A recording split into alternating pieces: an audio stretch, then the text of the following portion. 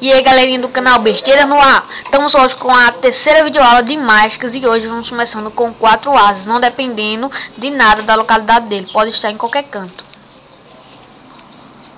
Primeiramente, o mágico vai começar com os 4 asas, virá-los para baixo e entregar uma carta ao espectador, uma carta vermelha. Depois, ele vai mostrar outra carta vermelha e entregar ao espectador.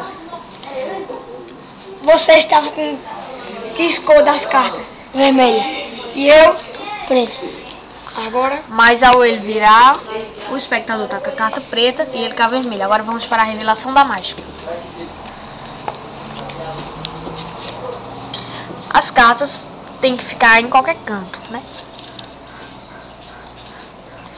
O que eu viro, eu faço isso, puxar aqui, faço isso, puxar aqui e entrego ao vermelho. Olha bem. Eu digo que vai ficar na frente e vou puxando.